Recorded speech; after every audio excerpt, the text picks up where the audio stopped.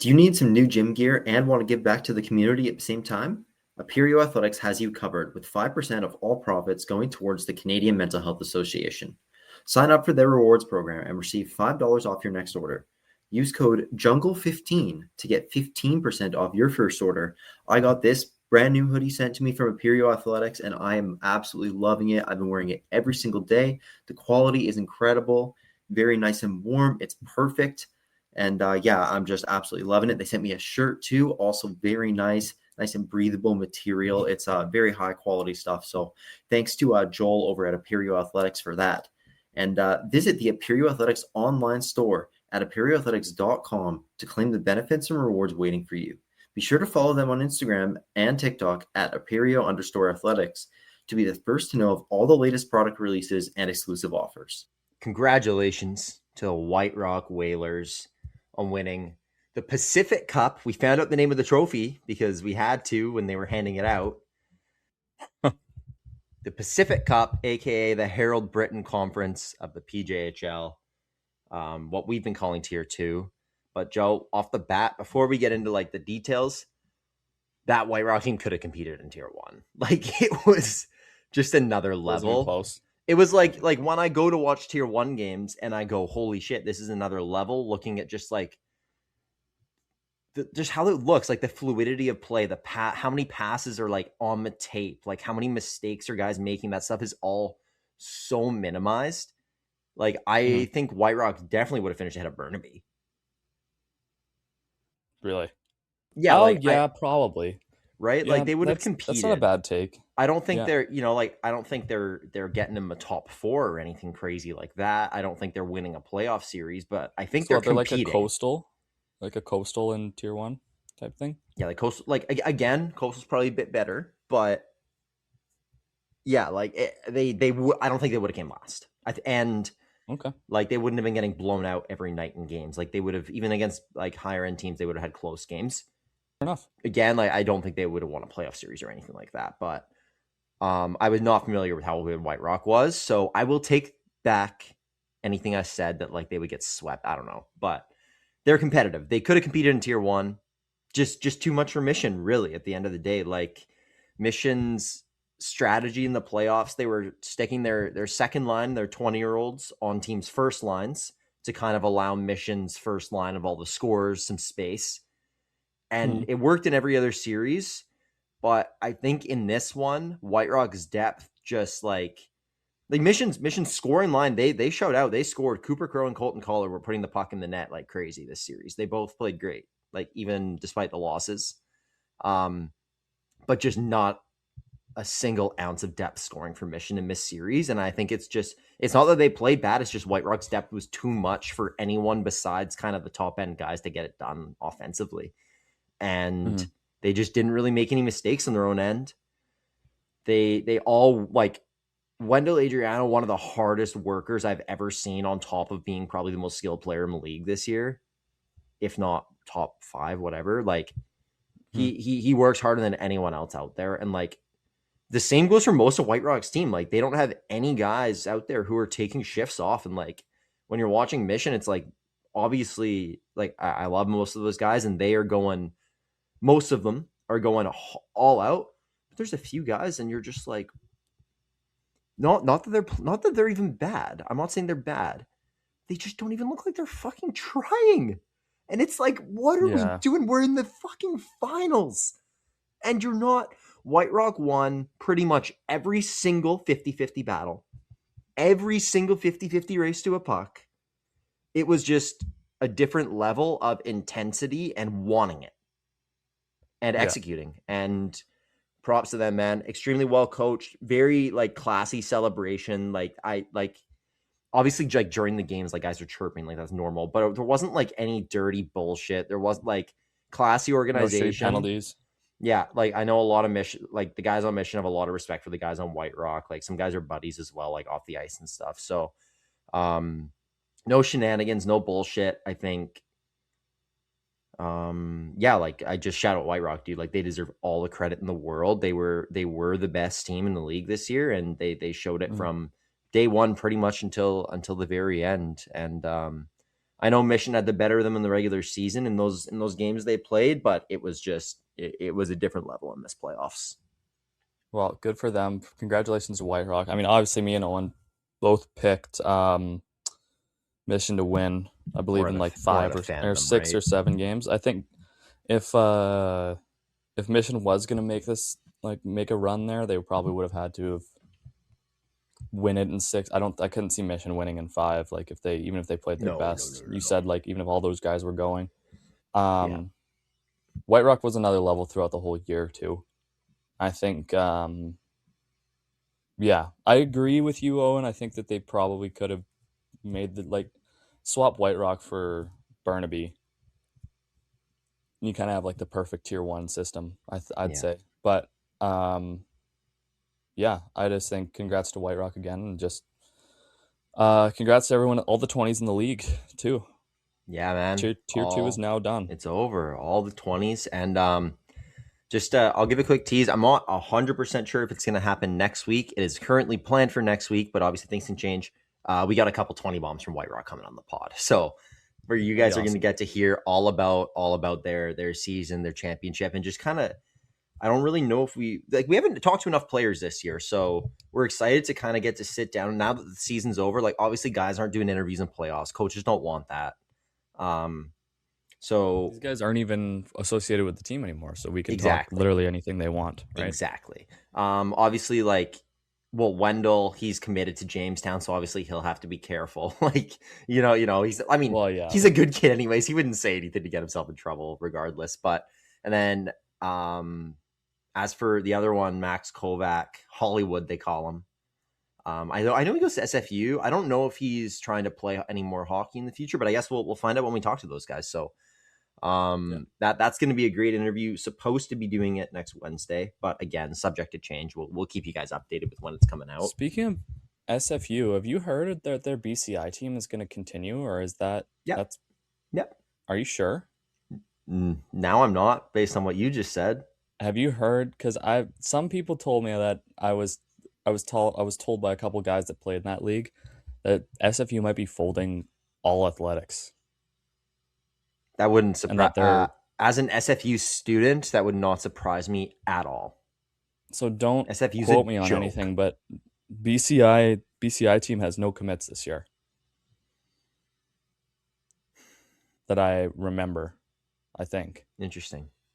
No. They usually post their commitments late, regardless. Like last year, they posted really late, so I don't want to jump. Just maybe something to keep your eye on about. Sure. Let's say that stuff like that, because I've heard from a couple people saying that the BCI team the BCIHL may be going down to 4 teams next year. Okay, well, I have a class today with three guys on the team, so I will chat with them and do some digging. You should talk to them. Yeah, I'll talk to at least one of them. That would be crazy. I hope not. I'm just gonna. I really hope not too. I'm just gonna assume that's not happening right now. Yeah. I'm just gonna assume it's not happening. Where were we? No, I don't know. Oh yeah, we were talking about White Rock. Oh, we gotta talk about Mission. Like, give them just their flowers. 520 bombs. All guys I got to play with, and all great guys. And shout out Jake Paulette, their goalie. Holy fuck, was he unbelievable in the playoffs? Even like in the 5 games against White Rock too, stood on his head. He was unreal. And in the game 5, Joe, like Mission's down 4-1 with a few minutes left, and they got 2. They made it fucking like 4-3. Yeah, well, it was 3-0. Then they made it 3-1, and we were like, okay, here we go, like some momentum, some life. And then White Rock, like, it was kind of dead for a bit, and then White Rock scored again, and it was like, all right, it's over. And I think I posted like writings on the wall. Writings on the wall. That's what that was my last update. Yeah, and then immediately after that, one of Mission's like defensive defensemen went end to end and absolutely knifed short side. Sick. Like, I say defensive, he has skill, but it was just like I don't think I've seen him do anything like that ever before. Yeah. And then Cooper Crow scored again a few minutes later, and it was like, oh my god, they're gonna force OT here. Like, they're really gonna make us like sweat this out. Yeah. And last minute and a half, they couldn't hold on to the puck. White Rock just kept flipping it out, and like they barely even got to pull their goalie. It was like they just couldn't, like it was like White Rock kind of took the foot off the gas for a minute and then went, oh shit, and then just locked it the fuck down. Like, right. So yeah, but just Mission, like obviously we've talked about it lots, what they went through this year. And, you know, I think those guys would have made Coach Hack so proud. Like, and obviously like a few guys on the team too that like he coached for years, like who were really, really close to him. So like not only did every player on this team have to deal with and go through losing their coach, but a few guys like real extra connections there that it was even more difficult for. So shout out to those guys for just smashing everyone's expectations and what they accomplished this year. I've never been more proud to have been a Mission City Outlaw. And it was a really, really spectacular run that I'm so glad that they got to have this and experience this, because it's just, it was really special despite the fact that they ended up losing in the finals. It was really, really amazing. Shout out Dickie too. Like once they got him as GM, that was like when things started to change him. And obviously they went on that 15-game heater and like just what a turnaround. Like you look at them coming second last year and it's pretty incredible. So excited for the future for Mission. Obviously, you know, my brother, one of the 20s moving on. Shout out to Rylan on a excellent career, especially in Unreal 20 year. And I think we'll probably wrap it there. And thank you for a great season covering the PJHL Harold Britton Conference. I hate how it's conference. Just give them a fucking league championship. Like, come on. I know. They posted conference champs. I'm just like, it just pissed me off a little bit, but whatever. Yeah, congrats to everyone. All the 20s moving on, everything. Owen pretty much touched on everything there. I think it was pretty having to go through that for Mission. Yeah. Not even Mission, just everyone in the league overall. Like honestly, dude, for sure. It's hard to play against a team that has just gone through something like that. So I'd say overall pretty impactful year for a lot of it, and I can't wait to see kind of next year when we get a real designation, right? Like we get an actual tier 2 designation, we get a tier 1 designation. Fingers crossed. Hopefully the PJ addresses that. But can we just never use the term tier again and just bring back Junior A and Junior B? I'm so sick of this tier word. Like, it's just because I know it's just like, holy fuck, you play Junior B, it's fine. And when we say tier 1, tier 2, when we say tier 2, it's literally more than anything just for distinction, so people know what we're talking about, because not everyone's dialed in with these leagues, but they know about this whole separation. And again, it's not an insult. And we've said so many times that like the top half, maybe not half, but the top at least third of tier 2 could easily play, and many of them be very impactful players in tier 1. So it's not like we're shitting on them by saying that. It's literally just so we can kind of designate it. It's what every team recruited for except Poco. But Poco just get fucked. Yeah, then they still did all right, man. Like still good, not bad. Yeah. What do you want to move on to, Owen? Do you have any stuff to talk about with the PJ? Nothing. I mean, we'll get into PJ Rumors now. Just might as well. I actually got quite a bit for PJ Rumors because PJ Tier 1, nothing's happened yet. We know that it's a Langley Ridge final. The schedule came out. I heard a rumor briefly that Ridge might have trouble getting ice at Cam Neely, that it might be coming out, but that got squashed very quickly. So glad that because the Cam Neely in playoffs is awesome. One other thing.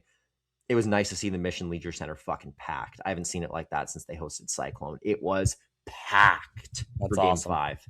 Really, really cool. But yeah, Cam Neely in the playoffs is an unbelievable barn. Like it gets crazy in there. So, and then George Preston's obviously a super nice rink, and hopefully since it's the PJ Finals, it'll be packed in there. I mean, it's a big rink, so it's tough. But yeah, man, I'm really excited for that Tier 1 finals. It's nice that it's Ridge and Langley too. Both those places aren't too far, so I'll be able to get out to a few games. But yeah, like nothing really to say. Game 1's tonight. We gave our predictions already. I think I had Ridge in 5, you had Ridge in 6, so not much. We already did that last episode. Yeah. As for the rumors, kind of building off of stuff we talked about last year. So one thing, Joe, You see I'm wearing a Hope Icebreakers hat. I heard a rumor from multiple different people that owner was looking to sell the team and start up an expansion tier 2 team in Hope. Really? So and as far as I know, that's not happening. There's no sale. But I heard, and again, like this could be made up. Maybe it was something he thought about. I don't like. Some people were like, there was a full-on deal in place, but I don't want to jump to a conclusion on a sale because there's obviously a lot of legalities involved that we don't want to mess with. But something to maybe keep an eye on is just potential tier 2 expansion. Like, I mean, after I went to that game in Hope, I said there's no doubt they need a junior hockey team. Like, be interesting to see how it works with the Icebreakers. I'm not sure how many other cities have junior B team sharing. Quesnel does. Powell River shares with the BCHL team. So I guess and Nanaimo does too. So with the Bucks. So yeah, I guess there is a few that share, but I don't know because the senior team was there first, so they probably kind of have the say there, right? I assume that the owner saw how well it was working in Hope and just sees everything that's going on with this tier 1, tier 2 stuff and was just like, I'd just rather do that. Yeah, exactly. I got into this to be a junior B team owner, not to try and have a CJ team. Maybe it's that. Maybe none of this is happening, but I do want to see a team in Hope. Junior team in Hope would be awesome. Expansion to a tier 1 team in Hope would be sick. Yeah, it would be. It's just like once the league grows more, it's just like doesn't have the capacity for it there, That's like fair. if they want it to be like true CJHL. Rink, yeah, but the rink's kind of sick. Like I think they would just need to like renovate, but I don't know if it's big enough to renovate enough. Well, you never know. I mean, if Princeton, which I love Princeton, we love Princeton here. We love their barn. We love their fans. But what do they get? 400 fans a game? I don't know if they can probably fit 700 in there. Okay, maybe fit 7. So that's about the same as like Hope. Standing room, like everything packed. Yeah. That's about the same as Hope. There's like one side seats. The other sides you can't even walk on where the benches are. Or no, not where the benches are, where the benches are looking at, like the penalty box over there. Mm-hmm. Yeah. Princeton's got to look at updating some of that. I don't know where the dough is going to come from, though, but there's got to be some sort of standard. There's got to be some sort of... We'll get into that, I guess, with KI stuff, but... Yeah, I like, especially with Princeton, it's like they're such a successful franchise. They're such a well-run franchise that you don't want to be like, oh, they don't deserve it. But if you look at just like a sheer capacity and population standpoint, like that's tough for tier 1 there, I don't know if they're community... Are they community owned, Owen? Do you know? I don't know. Okay. I don't know if they are or not. I'd have to ask like Lou or someone about it, but yeah, I don't know. I think yes, they are apparently. They are community owned. Apparently, okay. Yeah, they're a community run team. That's a little bit more. I bet you it's probably a little bit. Actually, it might even make it easier because you can get the community to invest in. It's like an investment for the community. It's not. True. You never know. An individual, right? So it's like a public owned building. It just could be like less capital to actually make it happen. That's true. There's a lot of space around there, though. Like that plot of land that, if you've ever been to Princeton's rink, there's a lot of space around there to expand. But what were we talking about? We were talking about Hope. Yeah, the whole point is to get the PJ Rumors here. Let's reel it back. So that was it for Hope, and then as for PJ Tier 1 next year, it's happening. I mean, we thought that last year, but we think it's happening. It's supposed to be happening. The plan is for it to happen. But I'm hearing it may not happen how we all expected. Joe, I'm hearing it's getting floated that it's a 10-team PJ Tier 1. Potentially adding the North Vancouver Wolfpack, who are getting a new rink this year, and who were one of the teams that initially... we were like, they probably deserve it over some of these other teams. But that's way too many teams. And apparently more of the reason for this, Powell River. So I'll get into more Powell River details in a minute, but they would expect Powell River to be the 10th team. They add North Van as the 9th because North Van is just like, that saves so much travel for Powell River. Then if you have like North Van, Coastal, Powell River, and who else is up there? Richmond. It's like, that's actually not that bad travel-wise for Powell River, right? Like, that could be way worse. Yeah. So yeah, I think that's the reasoning behind North Van getting floated out there, as well as North Van is one of, if not like the most successful franchise in a like our whole growing up. It was like the North Van Wolfpack were the shit. Yeah, Wolfpack were the best. Yeah, they were good my I whole do remember that. career. Like this is a one bad year, and I think people kind of forgot what a powerhouse in junior hockey they've been because of how bad this year is, and because they have the old shitty rink. But they're getting a brand new rink this year. I haven't seen it. I had someone message me saying it doesn't scream junior A, but we'll see what they mean by that, because like their current rink capacity wise could fit junior A easily. It's just old and shitty.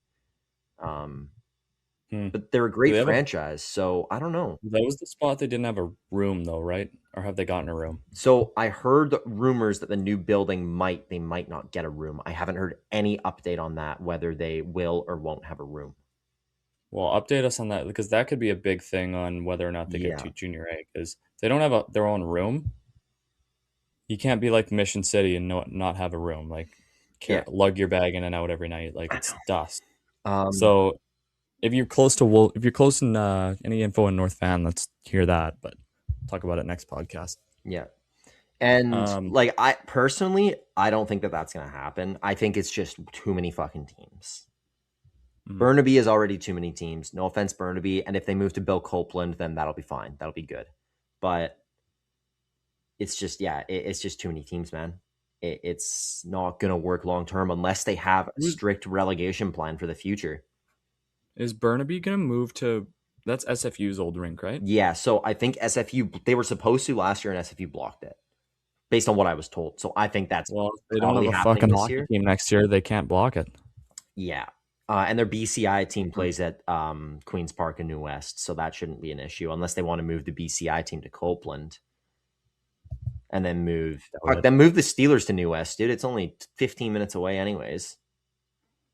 Make them the Bruins again. New West Bruins. It'd be so funny. They have to rebrand again from Grandview to Burnaby, and now New West. No, I think Burnaby, like having the name Burnaby makes it sound good because it's like a big city, right? So I think they want that's cool. That.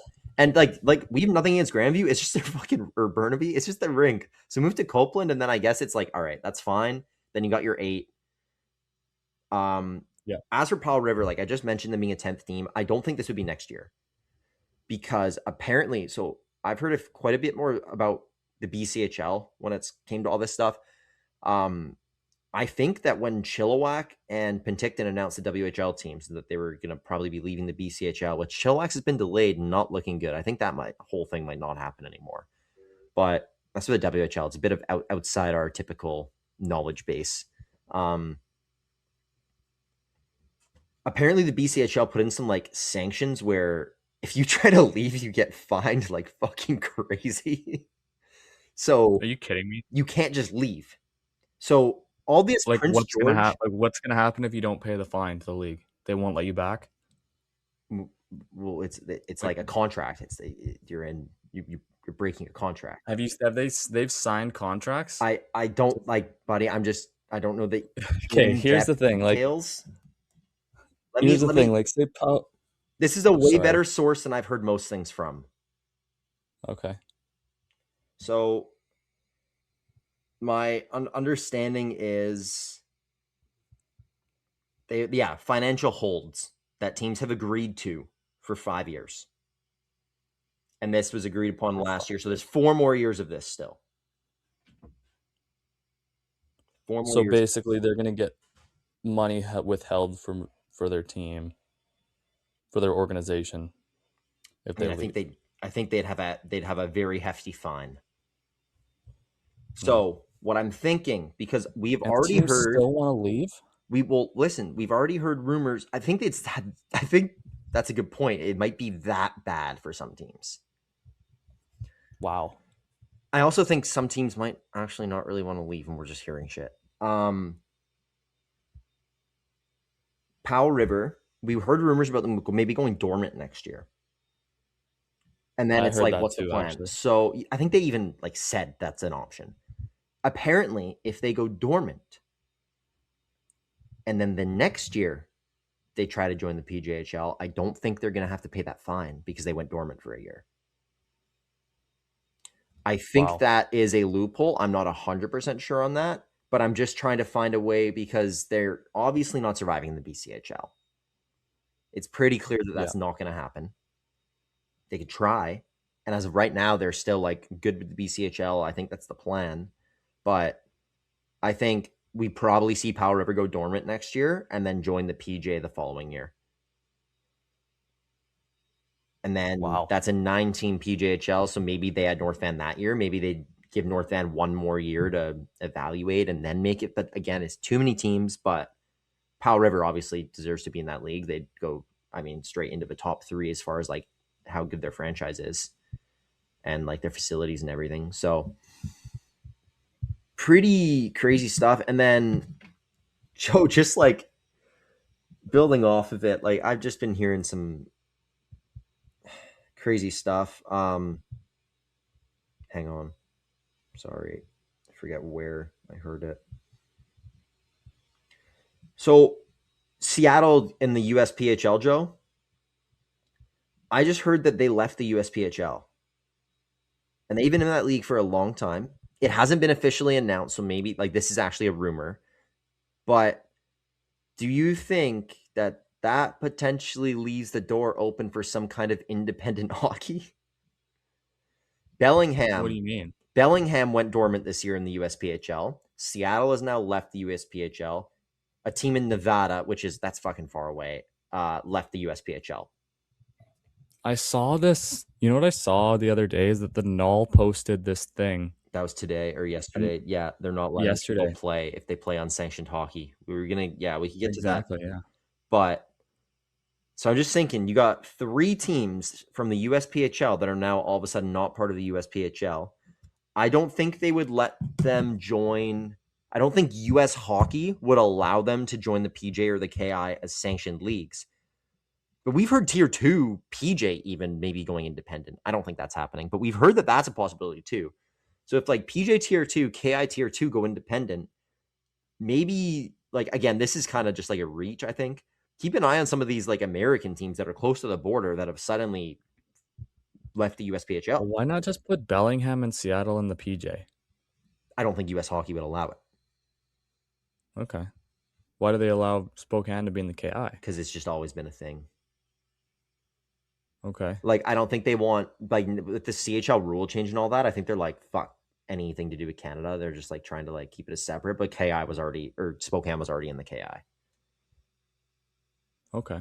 Because Spokane went dormant that 1 year right after COVID, then came back. Yeah. But that was like, they never left the league. They just went dormant for a year because of finances. Like, but yeah, okay. And then like this Null thing you're talking about. Yeah. So the Null, North American Hockey League, if anyone knows, like Junior A in the States, they said that if you play independent hockey after September 1st, you cannot play them in all that year, or the USHL or the NA3HL. So it's like, at the end of the day, like, the problem is that guys from the Null just go to the B show. Yeah. Like, you see guys come up from the Null to play in the BCHL. So I guess like we're not going to be seeing that anymore, but I mean, at least during the season. But another thing is, well, no, I'm saying if you go from the Null to the BCHL, there's no problem. If you go from the BCHL to want to go to the BCHL to the Null, then you can't. Yes, exactly. Okay. Yeah. So if you get cut from the B show, basically you're fucked. Yes. After September 1st, you're going to the VI.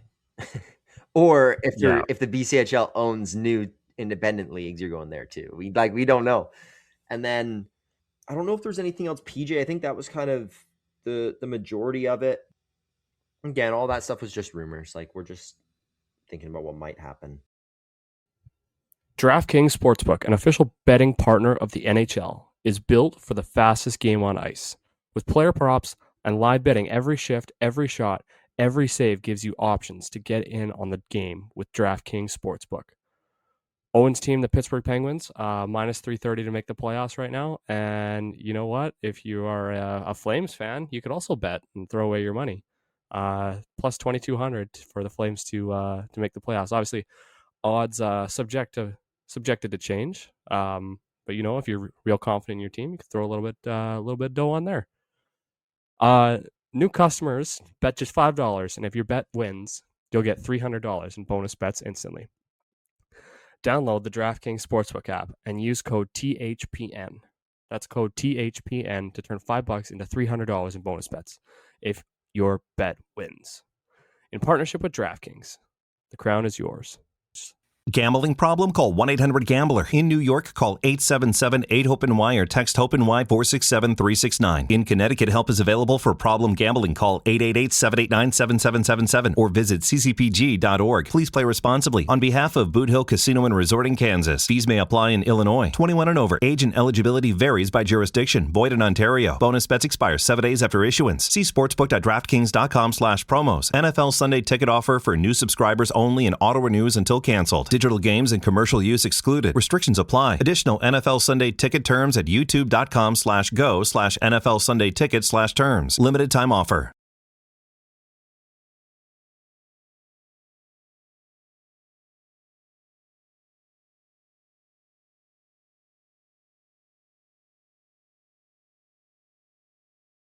I kind of want to get back into the KI rumors, Joe, and then we can get into what's actually happened in the KI after.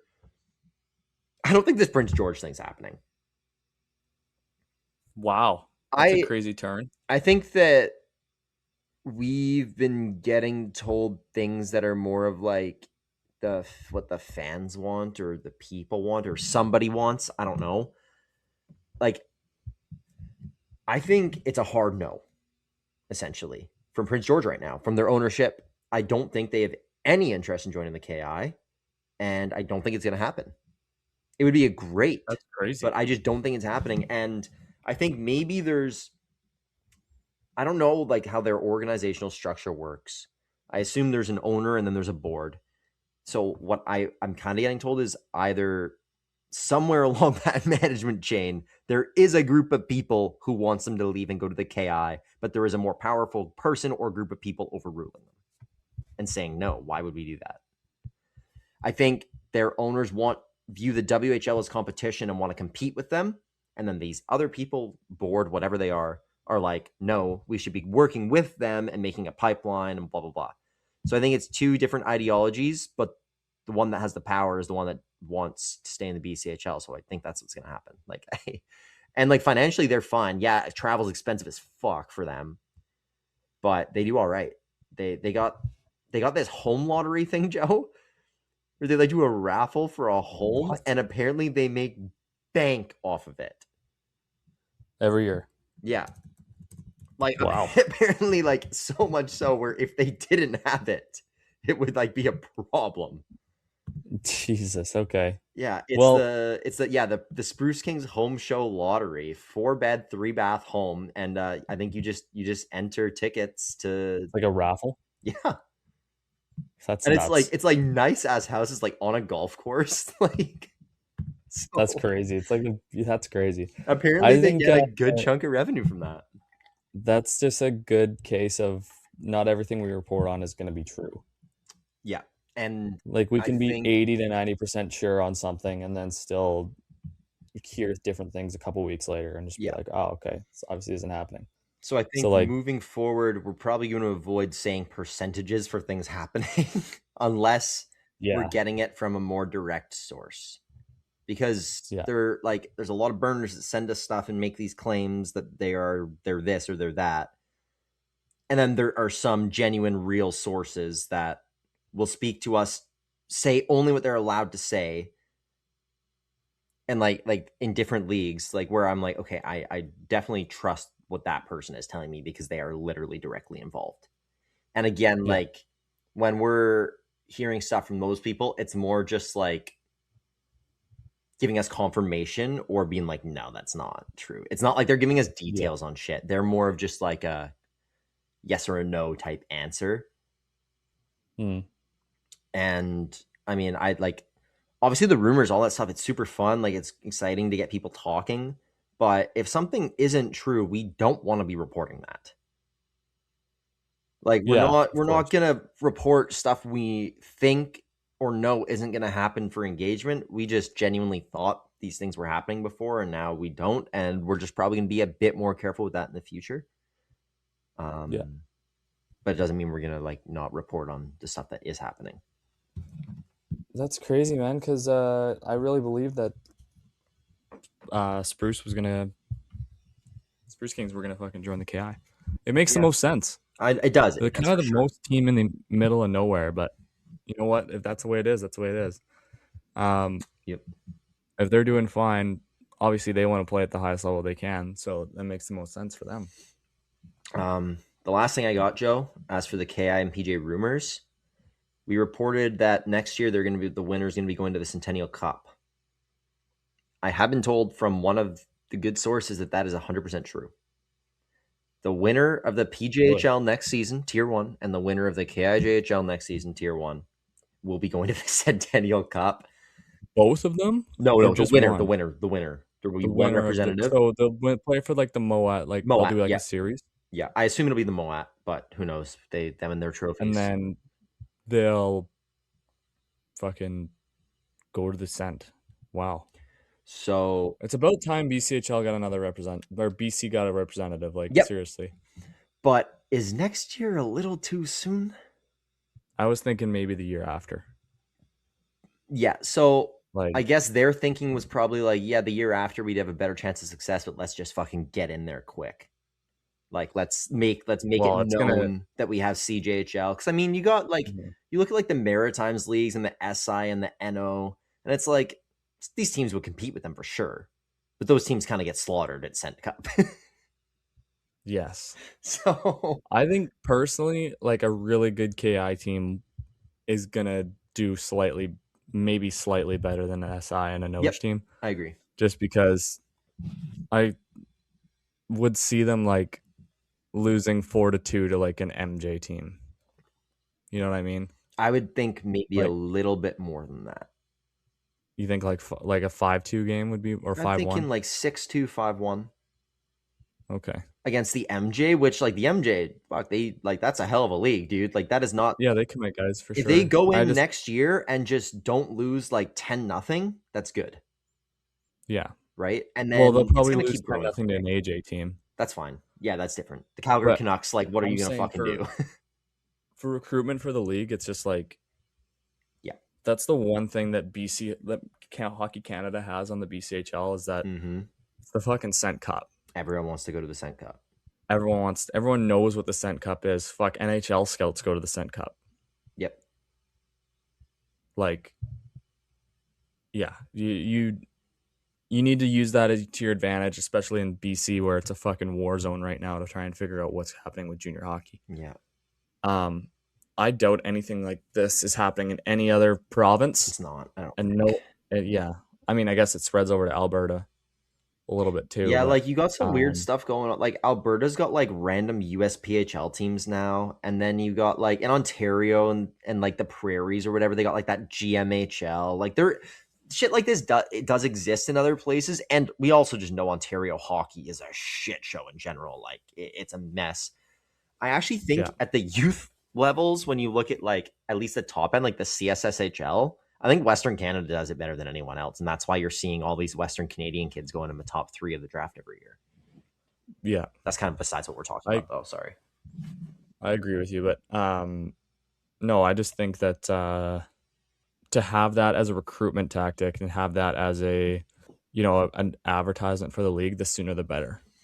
Even if you go next year and you get slaughtered, whatever, the best team is going to be able to say, yeah, we went to the Cent Cup last year, and we played for the Junior A championship, and we're real Junior A hockey. I kind of view that the same way as sometimes I see fucking idiots online being oh yeah, I bet it's super fun for those, I don't know, Latvian kids to go lose 12-0 to Canada in the World Juniors every year. Shit, people who say stuff like that, and it's that 12-0 loss to Canada was probably the best moment of their lives, dude. Are you kidding me? That hockey's the best they'll ever play in their life. The fact that they get to go and play against all these future superstars on an international stage, televised, it's the coolest thing in the world. So I view that kind of the same. If they go and they get slaughtered year 1, who gives a shit?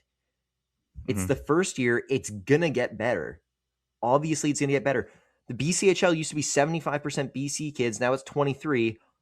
that 50% of kids all went somewhere else. They're going to be like, if they have an option in BC to play CJHL instead of going to Alberta, Saskatchewan, Manitoba, and Ontario, they're going to play here. If it's CJHL, they're going to come back. And I'm not saying all 50% of them are going to come back and play year one in BC's CJHL league. But over time, they will. Most guys are going to rather play closer to home than go to fucking some small shitty town in Ontario like Fort Francis. No offense, Fort Francis. But we've just had multiple people come on the pod and say it's a shithole. So even if 5% of those players come back, it raises the level. And then the next year, another 5% comes back. It'll raise the level. And then after a couple of years, when those BCHL contracts run out and teams want to jump ship, then it's going to grow, but it's just going to take time, I think. And it's just back to the fucked situation of, the BCHL causing all of this turmoil with their independent hockey, right? Well, before I know I'm pretty eager to jump into the KI here now. I just want to quickly mention one thing that I am a bit unsure about, a KI rumor I just kind of glanced over, was Salmon Arm, because we talked about them potentially joining the KI and they have a new ownership. So I don't know if that, because we heard they were doing an evaluation to see if the BCHL was a viable future option and that the KI might be an alternative. Again, I don't see Salmon Arm in the KI next year. But with the new ownership, maybe they don't have the same financial holds. Maybe there's a bit more of a pathway out. And maybe that is a team that we actually do see trying to come to the KI sooner. Or not at all. That's just the last thing I wanted to mention, because I didn't talk about them earlier when I talked about PG. I don't know if we'll see a BCHL team jump ship next year. I don't think we will anymore. Too much money. I think it's too much money. I think it's crazy how quickly it can change, but unless we hear definitive evidence otherwise, I'd probably be safe to assume that there wouldn't be. Yeah. I guess speaking of the KI, Owen, we can talk about playoffs at this point. Yeah, dude. Well, I mean, every Joe, every series either on the brink of elimination or over. Yeah. So should we get the one that's done? And that was quick, first? Owen. Quick. It was quick. 4 rip for Williams Lake, man. I can't believe it. That's insane that Kamloops didn't even get one game. Capped off with a 4-0 win on Tuesday. Oh. My gosh, man. Crazy stuff for Williams Lake. Yeah, I'm just so impressed with how they've kind of handled it, and now setting themselves up for a potential very good series against Revelstoke and Princeton, because they're waiting. Yeah. They're resting. Revy and Princeton go again tonight. With that series being at 3-1 for Princeton. Princeton took a 3-0 lead quick. Owen. And these games have been tight. Princeton won 4-2 with an empty netter in the first game. 3-2 Princeton. 5-4 Princeton in overtime, and Revelstoke survives by the skin of their teeth. 2-1 in overtime. Oh, man. Last game. Crazy. Yeah, crazy close games. And the Williams Lake series was close until the last game. It was 4-0, obviously. Yeah. You see that, but probably the most bipolar series of all time. Oh, and the Neil Murdoch final, Beaver Valley versus Grand Forks. Yeah, 3-1 Beaver Valley at this point. But not a single game has been close. Someone scored 7 goals, except the first one. What was the first game? 4-1 Beaver Valley. Okay, sorry. Except for the first game. Yeah, what is the last 3 scorelines? 7-4 Beaver Valley, 9-1 Grand Forks, 7-1 Beaver Valley. What is this? It's insane. Defense.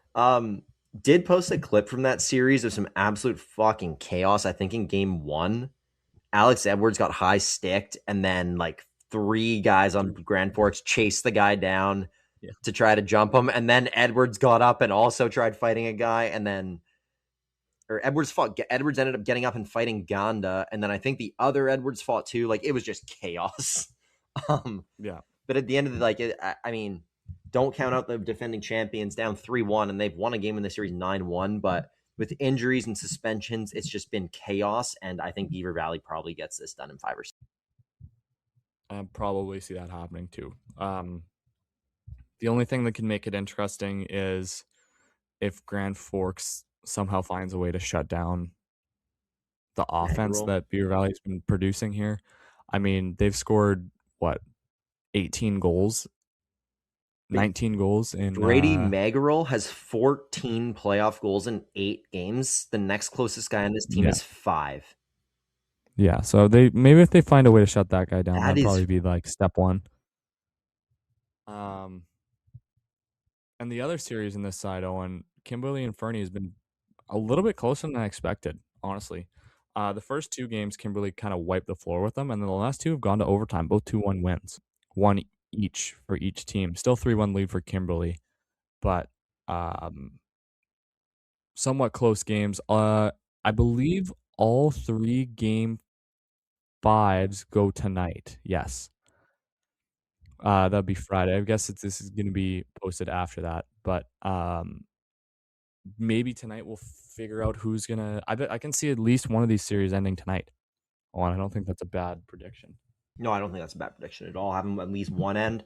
Joe, another thing I wanted to ask you about. Actually, a couple things I got to mention. Fernie is riding Cale Svensson again. Leo Dembeston has not been playing.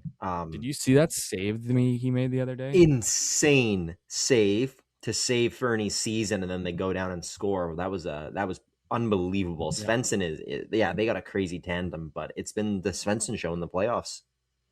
That's awesome. I mean, he was obviously very good on Sycamoose. I think I mentioned it before, but to have a 1-2 duo of those 2 guys and Fernie, that's pretty good goaltending tandem as well. And then Joe, real quick, sorry, I just want to go back. I was just looking at Williams Lake's stats. I don't know if you saw the clip of David Ander cross-checking Asher Lucas in the head, but it was fucking bad. Like, it was a really bad, like, jumping, flying cross-check into the back of the guy's head, and Asher Lucas hasn't played since then. Don't really love seeing a top 5 player in the league go down like that on a really dirty play. And then Williams Lake's the KI D-Man of the year, Declan Pocock. He's only played 5 games in the playoffs. 20-bomb Keenan Holland, one of their best players, only played 5 games in the playoffs. So that is 3 brutal injuries for Williams Lake. And they still swept Kamloops. They still swept Kamloops. Declan Pocock hasn't played since game 5 against Quesnel. And Keenan Holland, I would assume, is the same. Yeah. Or no, Keenan Holland played game, I think, 5, 6, and 7 against Quesnel, and then 1 and 2 against Kamloops. Where is Williams Lake pulling these 08s from? Never mind. He played game 1, 2, and 3 versus Quesnel, and game 1 missed the next 4, and then played game 1 and 2. I don't know which games against Kamloops. He played 2 of them, and he's not playing again. I can't believe the 08s Williams Lake's pulling. Kalen Swanson, Asher Lucas, and is Chaz Lucas in 07? No, he's in 08. I think he's Asher's cousin, by the way. I think they're cousins. Wow. All 3 of those guys just getting it done. Yeah, ridiculous. Right now in the playoffs. So nuts. And I'm glad you mentioned Brady Magarel. 14 goals, 1 playoff assist. Attaboy. Who needs to pass when you're scoring like fucking 2 goals in playoffs? That's insane. But previous pod member Justice Lowen currently leading the way. Yeah, attaboy. In the KI playoff scoring race with 18 points in 11 games. Yeah. Followed closely by Jaden Rusnak, 16 points in 8 games, and then Brady Magarel is right behind him, 15 points in 8 games. Yeah. Austin Tellefson, rookie on Grand Forks, has 15 points in 8 games. He's been doing very well in the playoffs this year. He had a really good regular season too. He's a stud. Yes, and then usual players right behind Justice Lowen on Princeton, Brighton Morrow, and Will Bell as well.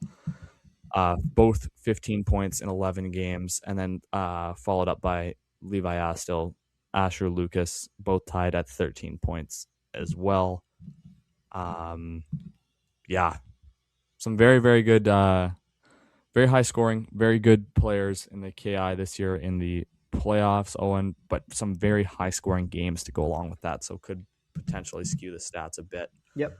Just trying to load up some goalie stats here. No, all good. I just quickly want to say, dude, like I obviously, like, I've always loosely followed the KI, and like when you play in there, like of course I'm cheering for Revy and stuff, but I feel like I've become such a fan of it this year. Like truly, like, you know, I was always more of a PJ guy just because I played in the PJ, but I think I found kind of like a new just love for the KI this year. Like I've just had so much fun watching this league and getting to talk about this league. Yeah.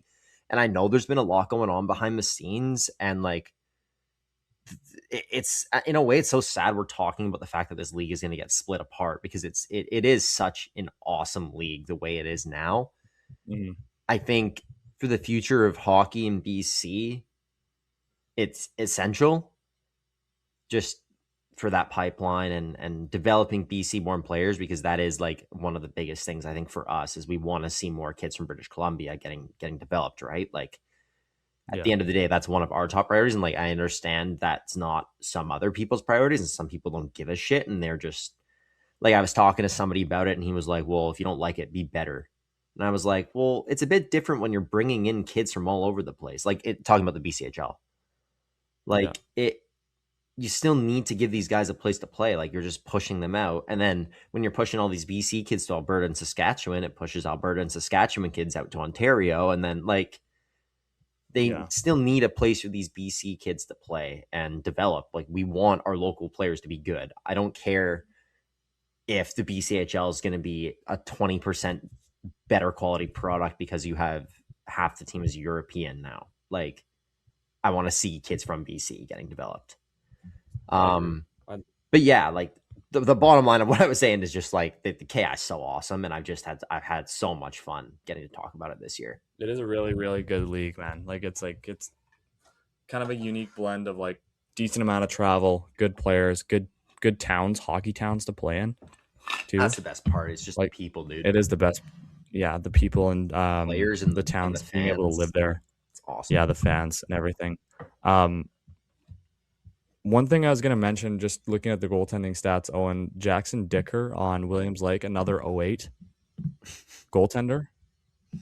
That's what I'm saying. Is like, how is Williams Lake? I think like all these guys are listed by the Prince George or drafted by the Prince George Cougars and been dubbed, by the way. Well, like Asher Lucas was drafted by Seattle, but I think he got traded there. And then I think those other three that you've mentioned, Swanson, Lucas, and Dicker, are all listed. I could be wrong, but I think so. 2.11 goals against, 939 save percentage in the playoffs here. Very, very good. And Adam Kilasevich on Kimberly has played 6 games and let in 7 goals. Yeah, like besides Gibson Horn on Princeton, Dicker, like with by far the most minutes played out of. He's got a .10 higher save I guess. Whatever, 939 versus Horn with the 929, but those two have both played quite a lot more minutes than anyone else on this save percentage list. Yeah. So that's always awesome. Like more quantity makes it harder, obviously.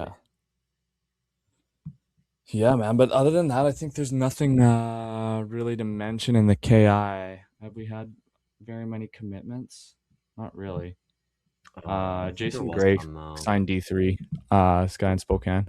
Yeah. Awesome. A lot of guys signing with Michigan Flint. Yeah.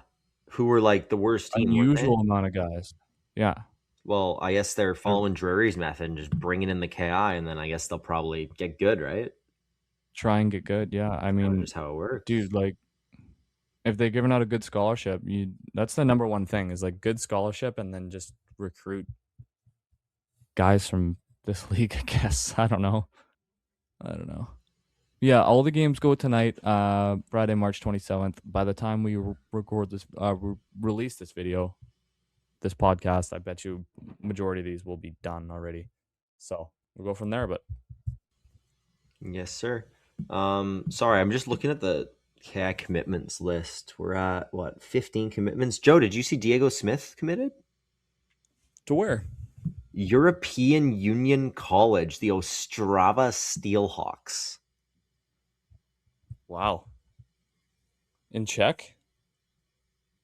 I'm not sure. Czech Republic? I assume so. Sorry, the Ostrava Steelhawks is the team, and the European Union College Hockey League is the league. Congrats, Diego.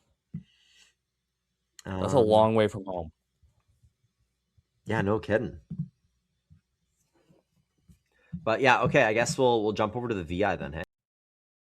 Sure. Shit, there's been a few commitments about the VI, but I don't think they posted them or anything. Like I reposted on the story and stuff, but shit, we'll try and get like a list of commitments at some point and just rattle them off. That'd be smart, yeah. Make sure we didn't miss any. But as for the VI, Joe, last time we talked was, I believe, the night of Game 7 in the VI for Victoria versus Peninsula, and that was obviously an insane 3-1 series comeback from Victoria. They were down 3-1 to the defending champs Peninsula, and they ended up taking it home in Game 7. This was your exact prediction, having Victoria in 7. Unfortunately, I had Peninsula in 7. Kelton Shind with the game-winning goal in the third period with 14 minutes left. What an unbelievable series this was. And I guess Victoria's method of just loading up late ended up working for them. Half these guys had barely, well, not half, but like 5 of these guys had barely even played any hockey this year, and all of a sudden they're in the VIJHL finals. Got to give a shout out to Oscar Aitken Salmons, was far and away Peninsula's best player in the playoffs. He had 11 goals and 6 assists for 17 points in 11 games. Their next closest player was Jacob Eddy, defenseman, with 10 points. So for a team that absolutely dominated the stat sheet this year, it was a bit surprising, like the lack of scoring, I guess, just like low scoring games. I know it's the playoffs, and like they do have depth. So it is a lot of guys like it's getting shared around between, but I don't know. I just would have thought we'd see a few more guys up towards the top there. It's pretty surprising. And yeah, like Victoria, Ethan Davey still leading the team in points. He's got 14 in 13 games.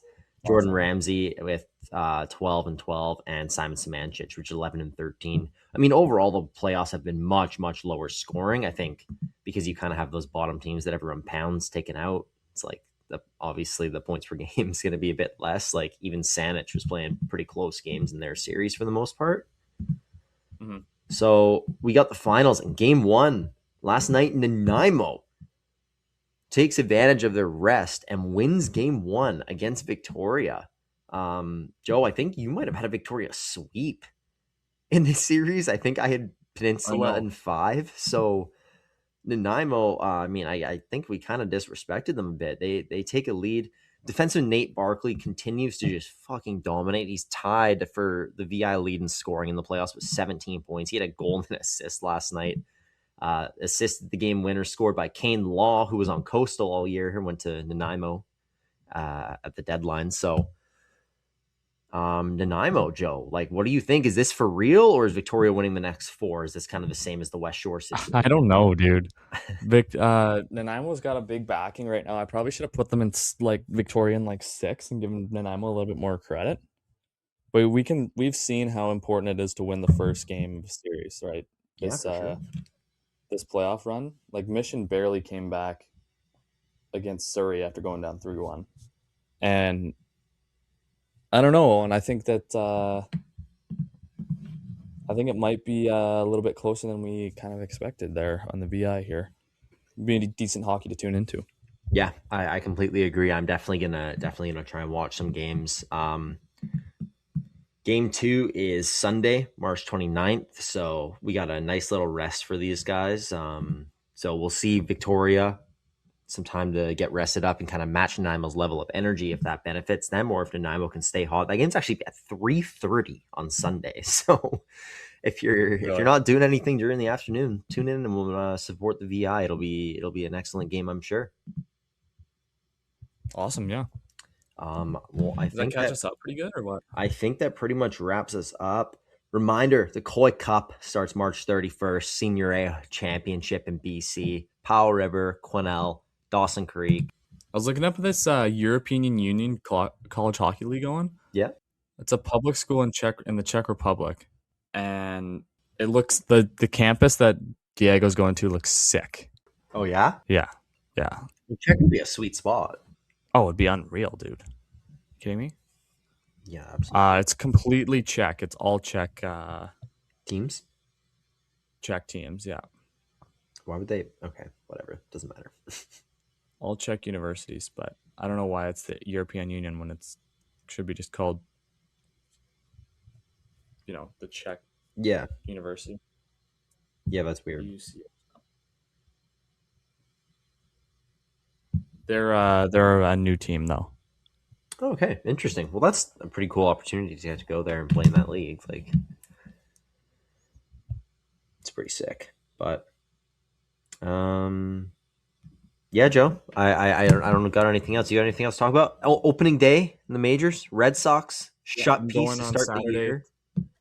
I'm going on Saturday to St. Louis. Nice. Yeah, nice, second nice. game of the day, second game of the season, but still sick. That's awesome. Yep. Cool, dude. Well, enjoy that. Should be an awesome time up in St. Louis. Everyone else, thank you so much for listening. This week's episode should have another episode and an interview coming for you guys pretty soon here, hopefully. Again, like, we have lots of other big interviews planned. It's just a matter of having the time to actually do them. But school's almost wrapping up here, so it's we're looking forward to it. And just for covering the rest of the season too, it's going to be an unreal VI finals. The PJ Tier 1 finals is going to be great, and the KI is, still a long way there. So it's gonna be good. It's been really entertaining so far. A bit less close than I would have expected in a lot of scenarios, but I'm sure it'll just keep getting tighter the deeper we go here. So be sure to check out all of our socials, download the pod, support us, the YouTube, check it out, and just stay tuned. Rate us 5 stars. Joe, you got anything? Nothing on. Awesome. Have a good one, everybody.